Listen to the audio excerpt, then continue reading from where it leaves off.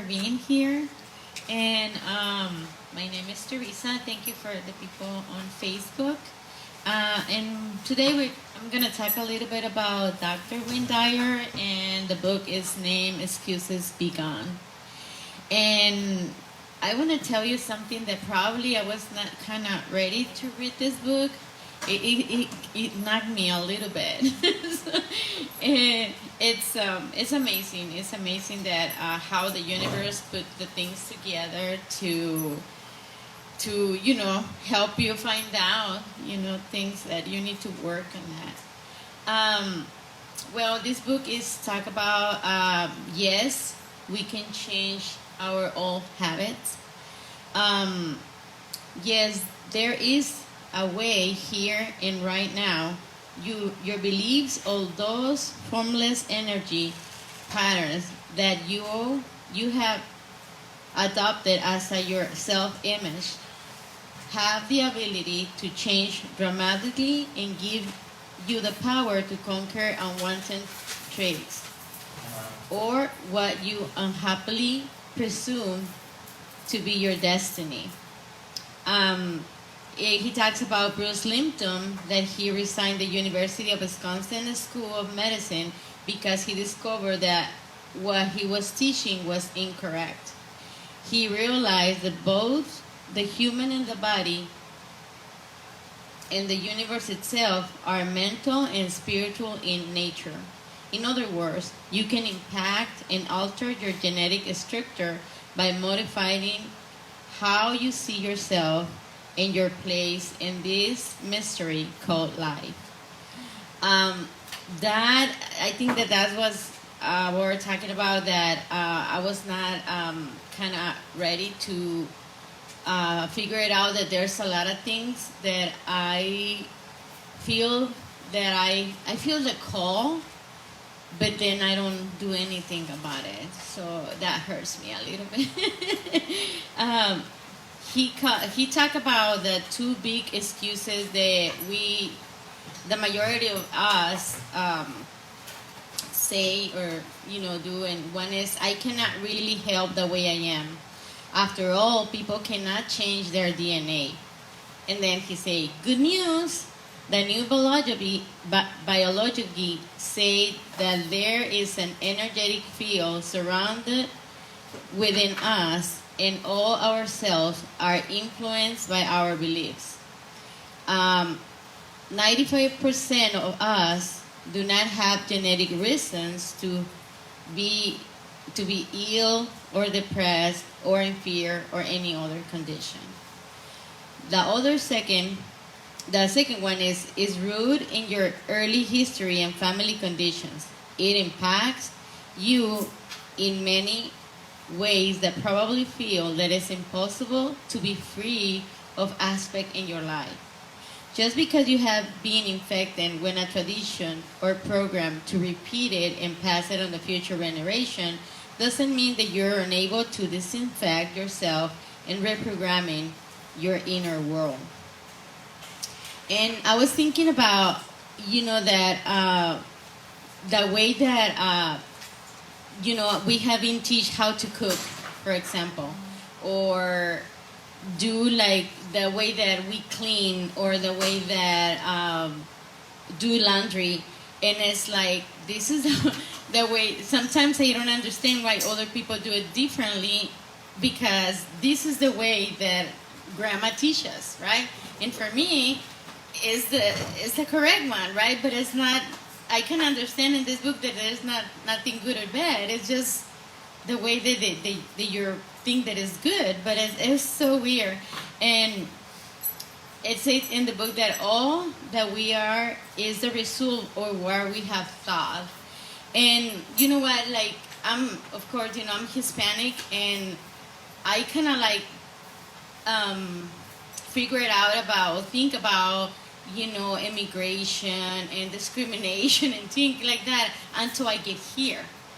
But I was thinking, in Mexico, we kind of discriminate Native American people and indigenous people, and I was thinking, that's so weird. When I do my DNA, I found out that 47% of my genes, they're Native American. So why should I discriminate these people, you know? So it's like, but it's a way, but you hear, oh, it's because they don't go to school, or they this, or they that, but they have their own reasons to do that, right? Because in Chihuahua, where I'm from, they live in caves. Well, before, I'm not sure right now, but they live in caves and things like that. So, but I don't know, I just, I gotta, that here is because that's gonna affect me, but over there it didn't affect me because I was not, not in that circle of indigenous people, but I am, and I'm proud of that. So that's then Wayne Dyer talk about our two minds, and it's the conscious minds or creative mind. This mind can do almost anything you instruct it to do. It occupies approximately only 5% of the total working of the brain. The problem with this mind is that its constant shifts and change can overwhelm you. It is what we call the monkey mind. This weak the connection with the infinitive intelligence and gets strong connection with our ego. How can I be better than? How do I look? You think that you can change your thoughts, but your thoughts are not located in your head.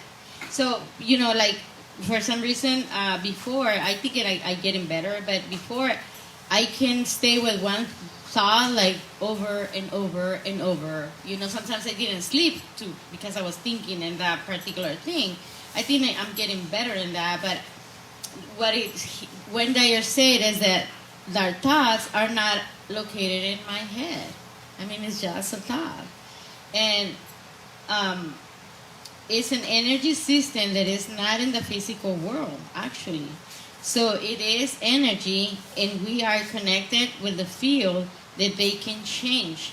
And then we can change that, well, by meditation, affirmation, and just, in my point of view, is just like find out that I have that thought. Just by notice that you are having a negative thought or feeling is a win situation to grow and to have a better life. Something that, I heard that, I think it was Joe Dispenza say that when we try, to get in touch with our thoughts and, be like mindful, and then, it go away, the mind, then when you bring your mind back, it's a victory. And that's pretty awesome. Because, I can have all these thoughts, but then if I find out that I'm having it, then I think that's, in my point of view, is really good to come back to center. The other mind that he talks about is the subconscious mind. And this mind is almost all your daily actions along with the mash of what you believe about yourself. It occupies approximately 95% of your working of the brain. Sadly, this takes care of virtually everything you need to think, say, or do. The real truth is that this is a choice. When you abandon making choices, you enter in the world of excuses. If you really want to change, I will wake up in the morning and do different things. Instead of thinking about problems, I think what a great day I'm having and have gratitude for everything. The key is making choices instead of excuses. And, excuse me, something that I and I think I talked to you about this before, when I start coming to Unity, I start listening to people that they meditate, that they, do all those things. And so that inspire me to do the same thing. And like, for example, sometimes, of course, I don't want to do it, but I kind of remember that that's good for me, that's good for myself, and I just wake up and do it. So, but then when Dyer, it talks about the excuses catalog. And it's kind of funny because they have a lot. And, but it helped me like find out that I kind of use it, all of them, you know. And the good thing is that I found out that I have a lot of excuses. Like I tell you before, I feel the call to do some things, but then immediately I find an excuse. And that's what I'm telling you, that this book kind of knocked me, and it's a little bit painful, but I think that's good because I can work with that. Well, I'm going to try to read a little bit about the excuses that Wayne Dyer put here as the excuses and then the positive thing. And I say the number one is, it will be so difficult. And the positive thing, I have the ability to accomplish any task I set my mind to with easy and comfort. Like I tell you, most of the time I want to do something, but if I'm going to be that is difficult, I just, walk away. Number two, it's going to be risky. And then the positive thing, being myself involved no risk. It is my ultimate truth, and I live in fearlessly. Number three, it will take a long time. Positive. I have infinite patience when it comes to fulfilling my destiny. Number four, there will be a family drama. Positive. I would rather be loaded for who I am than loved for who I'm not. And in this one, let me share you, when I start this path, I'm kind of lose some of my friends, and because they don't understand what I was doing, and they say that I was in a sect. I believe that secta. I don't know. Yeah. Thank you, called. But like at first it hurts me, but I think that because I feel so good coming here and learning what I was learning and make a little bit of changes, I stay. And when I read this one, I prefer that be around people that know who I am and how I am and accept me the way I am, than not being who I am and try to please other people. And because I have all the time this issue that I don't believe things, but I have to be there because family thing, and I have to be quiet and things that I truly don't like, things like that. So when I started being myself, then I start lose these people, but it's fine. It's fine. I love them still. If they don't want to be close to me, that's fine.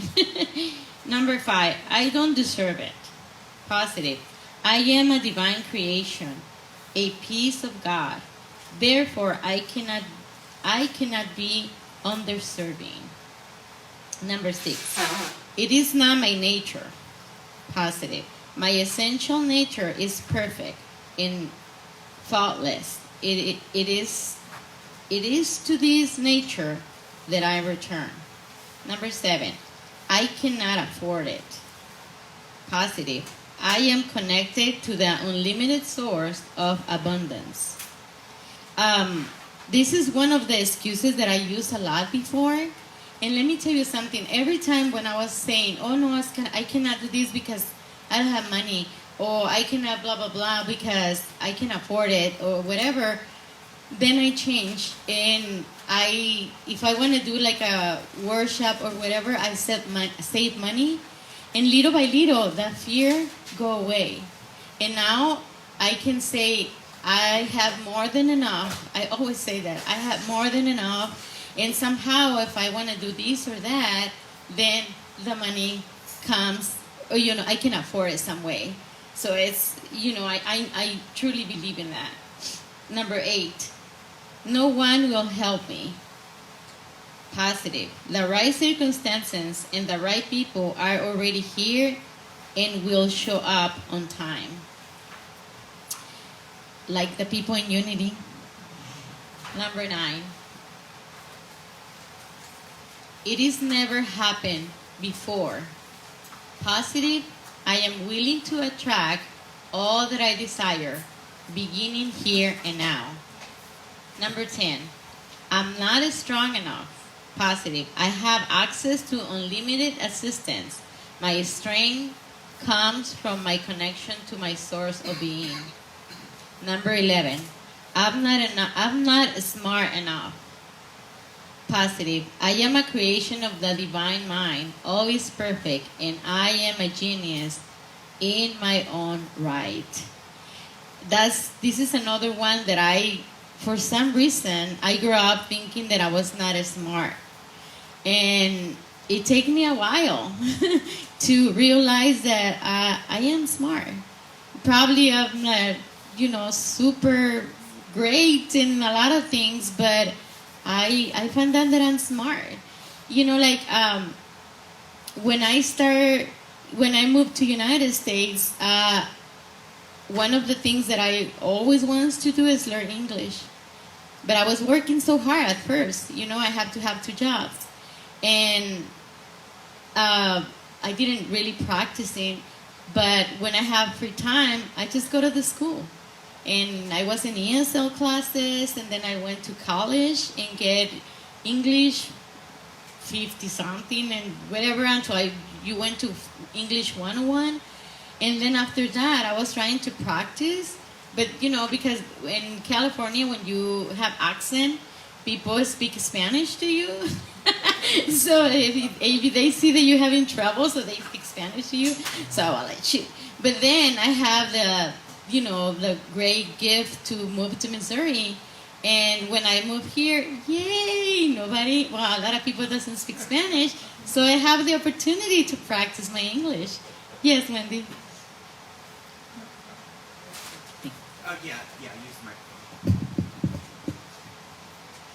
microphone. I went to college in my 40s, and I always say that I got an associate's degree in learning that I wasn't stupid. Thank you for sharing that. Oh, sorry. No, sorry, Paul. Yeah, but you know what? So that's kind of like like I told you, when I get here and I start, speak. I know I don't have a perfect English, and but I can communicate with you. And, and I just love that. And that's what made me, feel that, yeah, I can do this. I'm smart. And I believe that we all are smart. We all are. We are.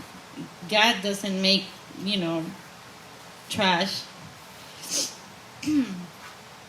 Okay, I'm too old, or I'm not old enough. Positive, I am infinitive being. The age of my body has not bearing on what I do or who I am. Number 13. The rules don't let me. Positive. I live my life according to divine rules. Number 14. It is too big. Positive. I think only about what I can do. By thinking small, I accomplish great things. Number 15. I don't have the energy. Positive. I feel passionate about my life, and this passion fills me with excitement and energy. 16. It is my personal family history. I live in the present moment by being grateful for all of my life experience as a child. 17. I am too busy. Positive. As I include my life, I free myself to answer the calling of my soul. Number 18. I am too scared. That's my favorite one. Positive. I can accomplish anything I put my mind to, because I know that I am never alone. And this is some of the ones that he said that we use more. And then he gave us like principles. And one of the principles is awareness, divine guidance.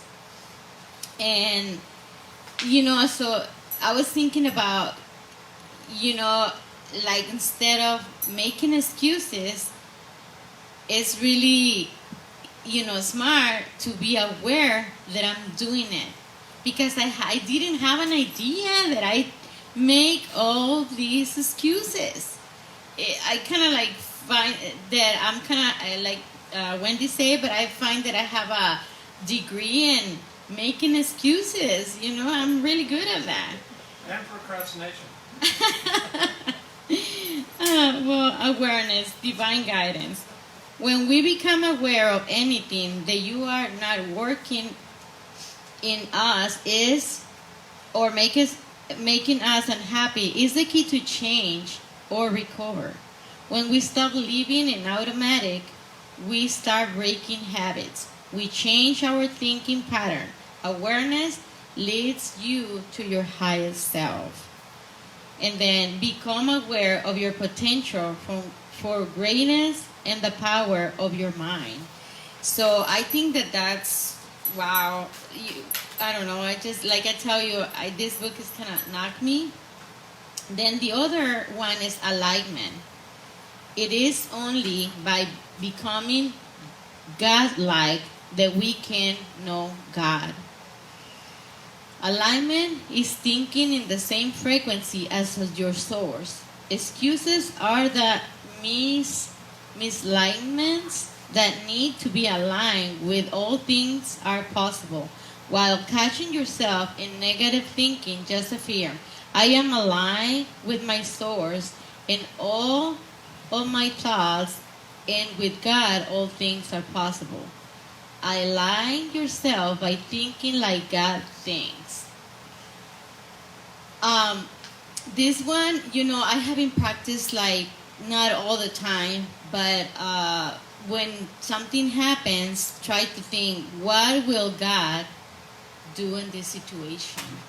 Because sometimes I don't understand why it's happening. I don't understand what I'm feeling, but I just try, like I work a lot with that reaction, action, not reaction, because before I grew up like, reacting. Something happens and react. And I remember that Tanya's dad was telling me, it's because when something happens, you first fight to defend myself, and then I resonate. I didn't think about that. So it's like, and I didn't find that until, not so long ago that was my pattern. I first fight. So because I want to defend myself before you can say something to me. So that's why I didn't have like friends or, close friends. Yes.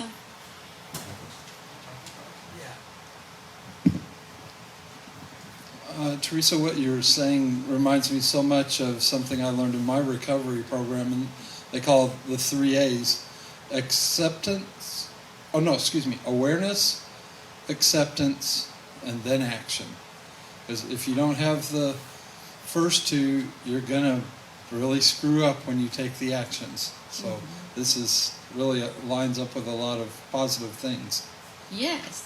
And you know what I was thinking? That I would love to hear from you about... Oh, sorry. Yes, Brenda. Well, 1983, I went for a job interview, and one of the things that the interviewer asked me, they said, if you don't know how to fix it, how are you going to accomplish the task? I said, I'm not the smartest mechanic, but I said, I know how to find the information out. I know who to call to find out how to fix it and get the help I need to complete the task. That's true. Thank you, Brenda. And what I was telling you is that I would love to hear from you if you have been, if you notice that you have an excuse.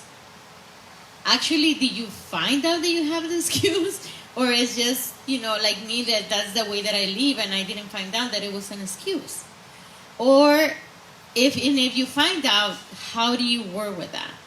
Because like I tell you, this is new for me. I didn't know that I have all these excuses. Like, like, for example, it's just something easy. You know my daughter Tanya, and I didn't have time to cook. So I always say, oh, I don't want to cook. I don't like to cook, whatever. But, it was kind of like an excuse because I have Tanya. I need to take care of her. But then I was thinking about that when I was a child. Grandma didn't let me get in the kitchen. She always say that I make a mess or whatever. So I'm kind of like, I have that really good excuse. So it's like something happens and I need to approach something that is uncomfortable. So here is my excuse. I don't have time to cook, so things like that. But I didn't find out until I was reading this book how good I am to make excuses. And then the other one is living in the now. Is living completely in the present moment. If you are truly in the present of the now, there is no desire to alter what it is. Your source energy is always only here and now. There is no way to experience anything other than the present moment. Anything else is an illusion, so why we give the power to an illusion? Some suggestions to practice being in the present moment are meditation, yoga, affirmation, and stay present every moment, every second, every moment, every hour. You won't find God yesterday or tomorrow. Your soul is always only here and now. Live here and now in your mind as well as in your body. Sounds really easy. Yes, ma'am. Thank you. One of the things that has happened for me as I've become more aware is, and with excuses, is like you said with the cooking, okay? We're women, so we're supposed to like to cook. If we're going to be a good woman, we're supposed to cook. Yes. And what I have found through this is sometimes to let go of the excuse is to let go of the false idea about myself. And so these teachings aren't about learning how to fit in properly.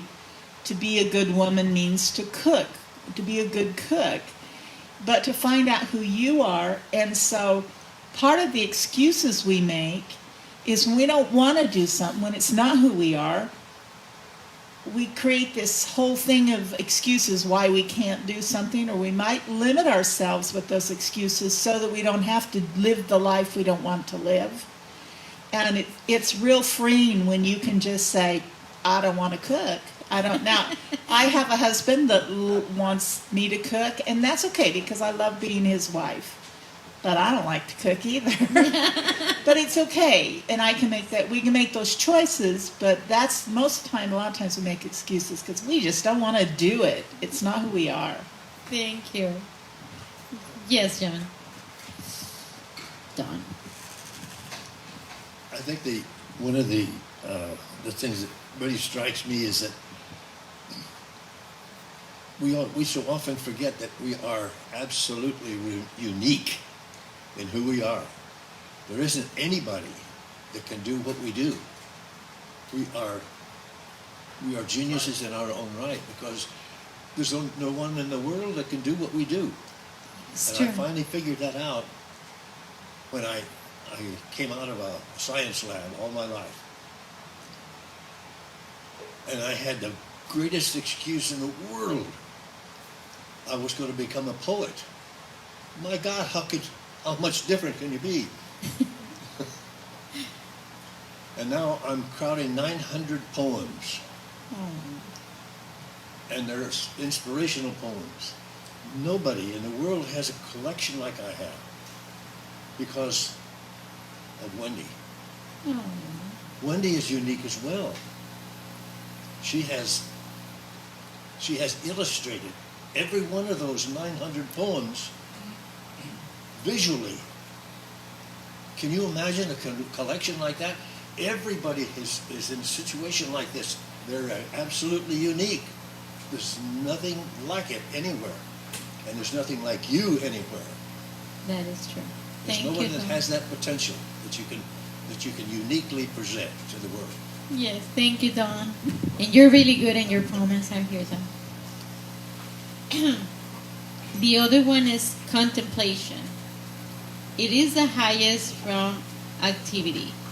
Think about the airplanes. It comes to us by contemplation of flying movement in the air.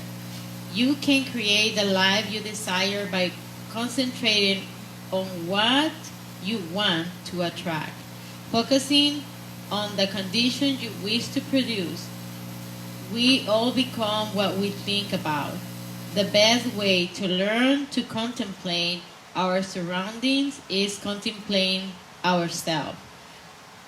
Contemplate who you really are. Like Don say, we are unique. And the other one is willingness. It is essential element in approach towards living your life fully. And then Wayne Dyer is asked for a question. And am I willing to take total responsibility for all the conditions in my life? Do I blame others for my condition or my state of mind? The other question is, am I willing to surrender? When I ride myself with excuses, I am living by my ego. By surrendering to a highest power, you become intimate, familiar with the highest place within you. You are true, infinite co-creator. And I think that this one it was really hard for me. Now I can tell you that I can surrender when I feel that I need to. But for me before, it was really, really hard. I didn't understand concept of surrender. Like I tell you before, I'm working in control, but I was trying, and I hurt myself, and I try again, and then probably I surrender. It was really hard. Now I think that I can tell you that it's easier. Not so easier, but it's easier. The other one is, am I willing to hold the vision? I am worthy to attract unlimited abundance and prosperity into my life, regardless of what life experience have gone before me. I only reinforce and contemplate images that are in harmony with this vision. Number 4, am I willing to let go of unwillingness? I need to let go of all the things I am not willing to do in order to create my life. I need to be willing to do all these things that I sign up before I even come to this body in this world. Be willing to allow health, happiness, and success to flow into your life. And okay, and then the other one is passion. And you know what? This one it was really funny to understand why I always say that I don't have passion. I admire a lot of people, like John, the way that he played the guitar, the piano, the music things, and he has a lot of passion. And I admire a lot of people and I was thinking, why I don't have passion? And I found that why, because it right here say that passion always beat excuses. And because I'm really good in excuses, guess what? I don't have passion. Well, that's what I'm thinking. I think I have, but yes. 2 speakers here. Yes. Yeah, I think back to your passion, I think one of the biggest problems with the education system is it's more concerned about teaching structure, discipline, and making sure everyone goes with the flow, so to speak.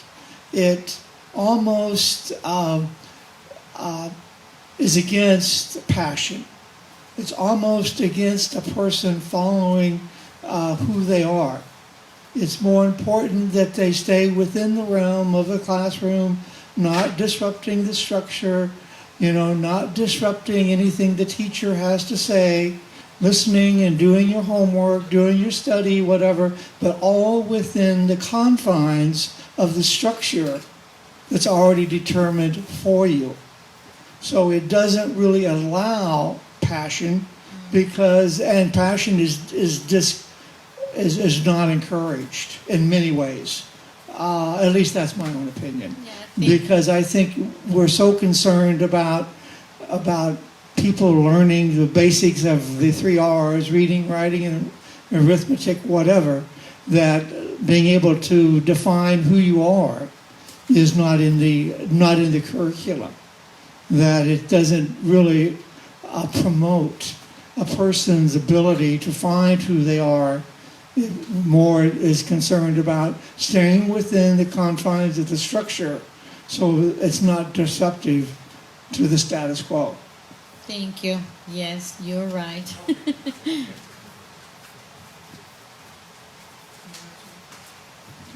Yeah, actually, that there are instances in our educational system that show passion, but it is so discouraged, and the reason is fear. The whole Avatar has a book called the Biology of Belief or something like that, and the whole belief system is for someone to control someone else because of fear. If you can't be controlled, you might do something that is dangerous or offensive. And so it's all programming to control. But we can expand that. There are amazing stories of teachers who have influenced their classes to go beyond what they are. So we're not limited except by our acceptance. And so we need to visualize a future where everyone is feeling their passion, because that's how we create. It's our creativity, and that drives our passion. And I'm sure, Teresa, that you have passion locked up inside of you. Really? And we just need to learn how to let it out. And I took an Artist Way class, and you had to, for this class, you had to be accountable for playing at least 1 hour a week. And you had to, tell people how you played. And that's what creates the passion when you play. It can be anything. It can be coloring in a coloring book. It can be taking a dog for a walk. It can be anything. But when you begin to look at what makes you zing, what makes you feel good, that's how you find your passion. And then once you find it, you begin to explore it. And we can all do that, and we can all be an inspiration for that. Wendy is an example Yes, of an inspiration. She inspires Dawn to create because she creates. Look at what she's doing right now. She's creating. She's always creating. And so we can be that inspiration, and we can visualize a future where everybody's passion fits together like an amazing jigsaw puzzle. And that's where we need to focus, is on what we want to create. Thank you. I'd like to add something else regarding passion. When I was teaching in China, I had like 400 students. They were all girls, all from the countryside, all coming in to university college for the first time. They all wanted to be teachers. They all wanted to be English teachers. And I was their English teacher. And their passion was to teach others English. And they had to overcome a situation where they were basically coming from the countryside where it was never a big deal for them back home or for their families. They had to see beyond who others thought they were. But this passion was something that took them the next step. And they felt that they had to do that by learning English as a second language and becoming a teacher. Yep. And I thought that was very interesting, and it really put a real thing on me, because I was that window. Yeah. I was that for them, the ability, their first view, so to speak, of learning English and getting them to the inspiration to, okay, you can do this. You can become a teacher, and this is what you need to do. And then all English was for them was just something that was going to open the door to the next step. And I think that was a really interesting dichotomy for them, because it really allowed them to really become who they thought they should be or would be beyond what their families thought they should be. And I thought that was really interesting. Yeah, that's really awesome. Thank you for sharing. Yes, Brenda. Well, I seen on Facebook this morning that they're wanting to have schools teach safe social media, teach kids how to safely use social media and like Facebook, Instagram, all that. And I thought, they should have already done that to begin with. They should already be doing that instead of just mentioning about it now in 2021. Thank you. That's like shutting the barn door after the cow's already out. Okay, so let's continue with passion. The other one is compassion. The true compassion is more than finding a coin to a beggar. It's understand that the system which produced the beggars need restructuring. And this is from Martin Luther King. And I want to read it, what he wrote about this, and because I think it's kind of like a little bit about what Brenda was telling us. It's here. Oh my gosh, I put this. It's in the quote that opens this chapter, Martin Luther King Jr. suggests that our culture needs restructuring, and that compassion is the way. I urge you to work towards electing people to public office at all levels who relay sensitivity and kindness in their message to the public. Attitudes of compassion take into consideration men and women who are involved in concerns of immigration, torture, sexual orientation, religion, persuasion, and socioeconomic status. There can be no exceptions here. Look for the compassionate heart rather than the one that excludes, punish, seek, revenge, or manipulate with government power. The more our instincts reflect this humanity attitude, the fewer collective excuses we will call upon to explain why we haven't been able to create the heaven on earth that is our true calling. I love that one. And Would you repeat that? sure. Okay, sorry. I just No, that's fine. No, you're fine. It's the quote is from Martin Luther King and suggests that our culture needs restructuring and that compassion is the way. I urge you to work towards electing people to public office, all levels, who relay sensitivity and kindness in their message to the public. Attitudes of compassion take into consideration men and women who are involved in concerns of immigration, torture, sexual orientation, religious persuasion, and socioeconomic status. There can be no exceptions here.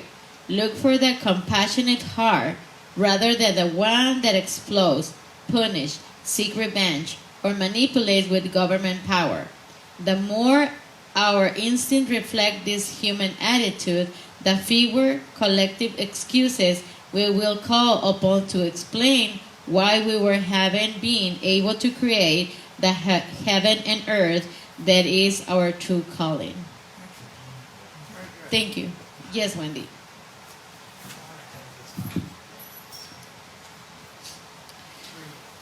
As I've studied in metaphysics and studied it more,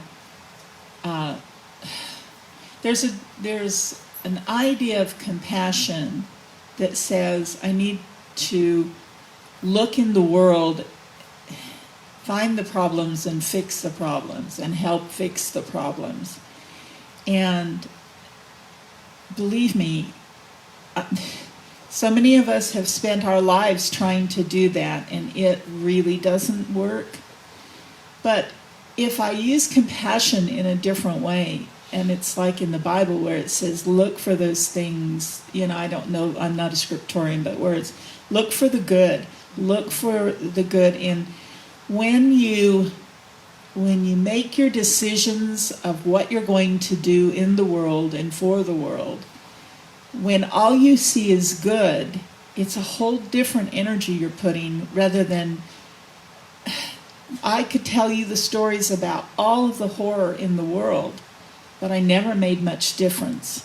And when I started seeing the good in the world and the love in the world, I make a huge difference. So compassion, I looked at it differently before, and you see it different from a metaphysical point of view. Yes. Thank you. Yes, actually, he's telling a story about the wise woman. Let me see if it's not a lot. No, and let me read it a little bit. There is a story that speaks about compassion. It seems that a woman who lived in a town-centered life came upon a precious stone while sitting by the bank of running stream in the mountains, and she placed this highly valued item in her bag. The next day, a hungry traveler approached the woman and asked for something to eat. She reached out her bag and gave him some bread. The traveler saw the precious stone and imagined how it will provide him with financial security for the remainder of his life. He asked the woman to give the treasure to him, and she did, along with some food. He lived over his good fortune. He was so happy for her good fortune and knowledge that he is going to be rich. A few days later, the traveler returned and hung up the stone to the wise woman. I have thinking, he told her also. I know how valuable this is. I'm returning it to you in hopes that you can give me something ever more precious. What will that be? The woman asked. Please give me what you have within yourself that enable you to give me that stone. The woman in this story was living her life from the sacred place of compassion, which is the seven. That's about the principle. But I was thinking about the story, and I was like, wow, like somebody that can give you something because of compassion, but that means that she has everything inside. She doesn't need, the value of the money. So that was like, wow, for me, because I was thinking probably I won't give them the precious stone. Yeah. Yeah. So, and then This gift of feeling good or feeling God within comes from serving and surrendering rather than asking and demanding. Dalai Lama said compassion is the single most important quality that humanity needs to learn. This is the way to find happiness and health and feel successful. There is a mantra to help with this exercise. How may I serve? You will become aligned with the universe mind, which is always giving, and the bonus of that, you will notice the universe asking you back, how may I serve you? As your compassion for others flows back to you, remember this truth. You do not attract what you want. You attract what you are. Want more for others than you want for yourself. This is true compassion. Yes, Don.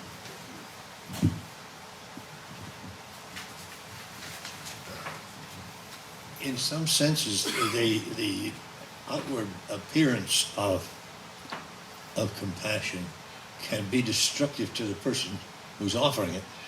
If you see that person that you're helping or you're feeling compassion for as less than you are, then it gives you a feeling of superiority that you don't have, and it's destructive to your own self.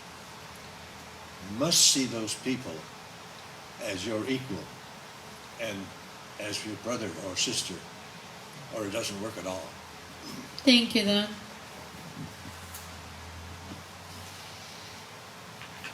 Oh, sorry, I was thinking. Yeah, so, and then Wayne Dyer talk about a new way to looking of changing the old habits. Never underestimate your power to change yourself, and never overestimate the power to change others. And when I was thinking about, when I was reading about this, I was thinking about you, and because I think a lot of you have really good ideas, and I would love to see you here sharing with us. I see Dawn, but I haven't seen Wendy. Not pressure, Wendy. I'm just kidding. She's coming. Oh, really? Yay! All of you. I mean, that's kind of like something that we can do. Like read a book or whatever beautiful you have inside, and then share with us. That's kind of like something that helped me. Like share whatever you think that is good for you. Like, don't say we're not gonna give just because we think that somebody is less than us or more than us. We're gonna share because we all are equal. I think that's what is getting me here. Then